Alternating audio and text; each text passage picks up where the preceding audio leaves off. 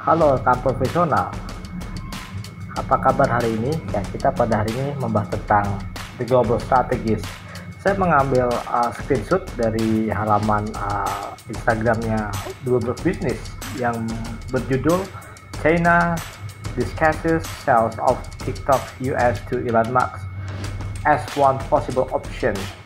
Jadi bagi saya ini adalah judul yang menarik karena selama ini pemerintah Amerika terus mengincar TikTok supaya TikTok ini tidak bisa beroperasi di Amerika. Sementara Amerika adalah pasar terbesar TikTok saat ini. Bahkan nilai penjualan global di dunia, Amerika adalah salah satu yang menyumbang terbesar bagi TikTok selain di China sendiri. Kenapa akhirnya China harus mengalah? Karena melihat potensi pasar, dan juga ini adalah kemenangan strategi politik yang dilakukan Elon Musk setelah Elon Musk bisa membeli Twitter yang diubah menjadi namanya X ya.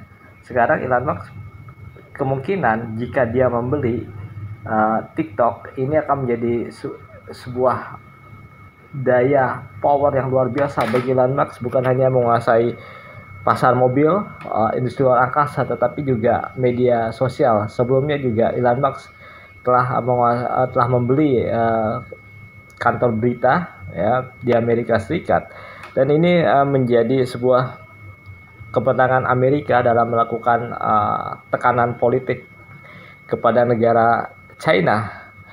Jadi ada sebuah ancaman dari pemerintah Amerika ke pemerintah Cina jika tidak mau menyerahkan TikTok kepada pemerintah Amerika, maka TikTok akan diblokir. Sementara jika TikTok kehilangan pasar di Amerika, ini akan menjadi masalah besar bagi TikTok karena melihat bahwa Amerika masih menjadi pasar yang utama bagi TikTok secara global market. Dan jika